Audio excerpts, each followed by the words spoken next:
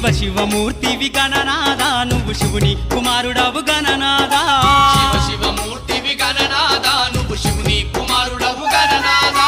గణ గణ గంటల్ల గణనాదా నువ్వు గుణ గుణ రావయ్య గణనాదా శివ శివమూర్తివి గణనాదా నువ్వు శివుని కుమారుడవు గణనాదా శివ శివమూర్తివి గణనాదా నువ్వు శివుని కుమారుడవు గణనాదా